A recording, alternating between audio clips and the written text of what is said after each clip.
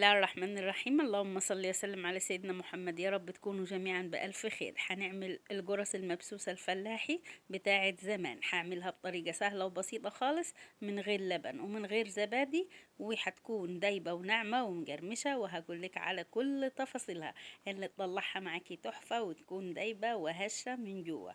وهقولك ازاي تطلعيها بلون موحد وكأننا مسويينها في مخبز. يلا كده من غير رغي كتير نشوف الوصفة بالتفصيل. بسم الله ونصلي ونسلم على رسول الله عليه الصلاة والسلام. أول حاجة معانا نص كوباية مية. المية دي من الحنفية علشان الجو حر، لكن لو في الشتاء هنخلي المية تكون معانا دافية.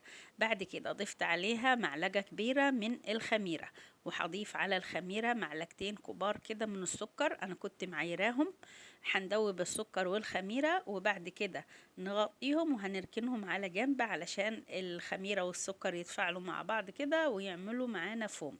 بعد كده معايا نص كيلو من الدقيق، والدقيق ده مغربلاه يعني نخلاه، ولازم تغربلي الدقيق في اي نوع من المعجنات. ضفنا على نص كيلو الدقيق معلقة كبيرة من السمسم المتحمص، وربع معلقة صغيرة من الملح، ومعلقة صغيرة من البيكنج باودر. هنخلطهم كده، السمسم والملح والبيكنج باودر نخلطهم مع بعض علشان كده يتجانسوا مع بعضهم. بعد كده بالنسبة للمادة الدهنية، أنا هنا معايا كوباية إلا ربع من السمنة وكنت مدفياهم، وضفت بقية الكوباية زيت، يعني دي ربع كوباية زيت وعليها كوباية إلا ربع من السمنة الدافية. ضفتها على الدقيق زي ما احنا شايفين كده، وهنبتدي نخلطهم مع بعض. انتي ممكن تعمليها بزبدة بس او سمنة بس او زيت بس، لكن لما بتمزجي السمنة مع زيت بتديكي السمنة ذوبان وهشاشة للجرس، والزيت بيديكي جرمشة. كمان لو حابة تضيفي مع السمسم ينسون او شمر بتديهم تحميصة كده على النار، وبعدين تطحنيهم ناعم. تضيفي منهم معلقة على الدقيق والسمسم، بتخلي كمان ريحتها تجلب الدنيا. بعد كده ما خلطنا الدقيق كده والسمنة هنبتدي نبسهم بين كفوف ايدينا، ودي خطوة مهمة للجرس المبسوسة. اللهم صل وسلم على سيدنا محمد. ولو انتوا وصلتوا معايا في الفيديو لحد هنا ونسيتوا تحطوا اللايك، يا ريت تحطوا اللايك فضلا وليس امرا، واللي ما اشتركش في القناة يا ريت ينورنا بالاشتراك علشان القناة تكبر بيكم يا احلى متابعين واحلى اخوات. هنبتدي كده نفضل نبس فيها لحد ما الدقيق يختفي تماما كده ويتغلف بكل المادة الدهنية اللي احنا ضفناها. تمام لحد هنا؟ تمام. بعد كده هنبتدي نضيف الخميرة بتاعتنا. شايفين ما شاء الله عملت فوم كده، وده دليل على ان الخميرة بتاعتنا كويسة. نجاح اي معجنات بيعتمد على جودة الخميرة. بعد ما نزلنا كده بالخميرة على العجين هنبتدي ندخلها كده في العجينة. هنحس كده ان العجينة محتاجة مية تاني. معايا نص كوباية من المية انا محضراه جنبي، وزي ما قلت لكم لو احنا في الشتاء المية بتكون دافية، لكن احنا عشان في الصيف والدنيا حر واخدة مية عادية من الحنفية.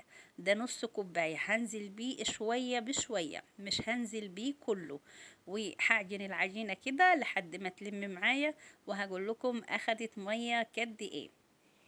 اللهم صل وسلم على سيدنا محمد. اي معجنات ما ننزلش بالمية مرة واحدة، ولو حصل نزلتي بالمية كده على معجنات وطلعت طرية معاكي، ممكن تلميها بمعلقة من جنب او معلقتين من الدقيق وتكون كويسة معاكي ان شاء الله. زي ما احنا شايفين العجينة لمت معايا كده، كنت كل ما احس انها محتاجة مية ازود مية شوية بشوية لحد ما لمت معايا وبقت عجينة بالشكل اللي احنا شايفينه. العجينة اهي بالشكل ده، طرية ومش قاسية، يعني ما نخليهاش طرية زيادة عن اللزوم ولا قاسية تكون عجينة ناشفة معانا زيادة عن اللزوم علشان ما تشققش معانا. اخدت مية حوالي كوباية الا ربع. نص كوباية اللي احنا ضفنا عليه الخميرة، وربع كوباية من اللي احنا كملنا بيها عجن. بعد كده هسيبها تستريح حوالي 10 دقايق او ربع ساعة قبل التشكيل. بعد ما ريحناها ربع ساعة، يعني انا ما خمرتهاش تخمير كامل، انا يدوب ريحتها ربع ساعة وهبتدي اشكلها. اختصرنا الوقت وخلينا التخمير بعد التشكيل. بعد كده هنبتدي ناخد قطعة من العجين كده في حجم طبعا الكورة اللي انتي عايزاها او الجرصة اللي انتي عايزاها، سواء تكون حجم كبير او صغيرة او تكون حجم متوسط. اهم حاجة كده بنعم كورة العجين بين ايدينا علشان يكون كده وشها او السطح بتاعها يكون املس وناعم، ما يكونش فيه فتحات. طبعا بنرصها كده في صينية، وانتي وبتشكليها كور طبعا بتغطيها علشان ما تنشفش من الهواء. وبعد ما شكلنا الكمية كده كلها هنبتدي بعدين نفردها. خلصناها تشكيل هنبتدي كده نرصها في الصاج ونفردها. حد هيقول لي كنت حطيتيها في الصاج من الاول وفردتي، هقول لك على ما خلصتها تكوير كانت اول كورة عملتها هي اللي ارتاحت معايا، وهي اللي هبتدي اول واحدة فيها افردها. الصاج اللي معانا ده مش مدهون اي حاجة، لان هي فيها المادة الدهنية بتاعتها كافية. هنبتدي كده نبططها، بيكون السمك بتاعها متوسط، يعني ما تخليهاش تخينة علشان ما يكونش القلب بتاعها طري، وما تخليهاش رقيقة خالص علشان ما تنشفش زيادة عن اللزوم. ويعني دي هي هتخمر وهترتفع معانا حاجة بسيطة لأنها مش جرس طرية. لو انتوا حابين ان يكون كده القلب بتاعها طري شوية فخليها سميكة. بعد ما خلصناها تشكيل زي ما احنا شايفين كده، هنجيب شوكة ونبتدي نخرمها. شايفين؟ اللهم صل وسلم على سيدنا محمد. بعد ما خرمتها كده بالشوكة او بعود خلة، اهم حاجة نخرمها علشان ما تجبش معانا او تنفخ معانا في الفرن. بالنسبة للتشكيل، لو حابة تشكليها على الرخامة وبعدين تحطيها في الصينية كده ينفع وكده ينفع، بس احنا لما شكلناها في الصينية بيكون سطح الجرصة كده ناعم واملس معانا من فوق ومن تحت، بيكون الاتنين كده ناعمين. اللهم صل وسلم على سيدنا محمد. شايفين يا جماعة هنا بعد ما سبناها خمرت وما اخدتش معانا وقت طبعا علشان الجو الحر اللي احنا فيه، حجمها اتضاعف معانا حاجة بسيطة كده. بالنسبة للتسوية هنسخن الفرن من قبلها ب10 دقايق.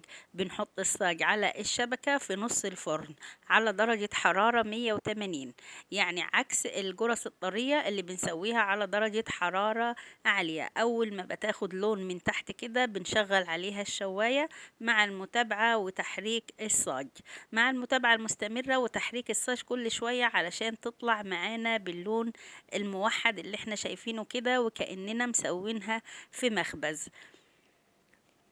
شايفين؟ بسم الله ما شاء الله. الجرس معانا مجرمشة كده من بره وهشة وخفيفة من جوه. شايفين؟ مش مستحملة، دايبة معانا كده ذوبان. شايفين؟ اللهم بارك. فين اللايك يا جماعة؟ ايه اللايك فضلا وليس امرا. شايفين الكمية؟ اللهم بارك، دي كلها من نص كيلو دقيق، 4 كوبايات. شايفين انا عملت بيهم حوالي هم 26 قطعة. وزي ما قلت لك حسب ما بتحبي القطعة تكون، يعني لو صغرتي هتكون معاكي الكمية اكتر، ولو كبرتي القطعة بتاعت الجرصة هتكون معاكي الكمية اقل من كده. شايفين؟ بسم الله ما شاء الله، اللون تحفة كده من فوق ومن تحت وريحتها روعة. شايفين يا جماعة كده انا بكسرها جالت تك، يعني شايفين هي واضحة كده هشة من جوه ومجرمشة من بره. شايفين؟ بسم الله ما شاء الله، اللهم بارك. لو انتوا استفدتم معلومة واحدة من الفيديو يا ريت ما تبخلوش علينا باللايك، واللي ما اشتركش في القناة ينورنا بالاشتراك. مشاركة كتير للفيديو علشان الفيديو يتشاف والقناة تتشاف وتكبر بيكم من احلى متابعين واحلى اخوات. اشوفكم في الفيديو القادم ان شاء الله. السلام عليكم.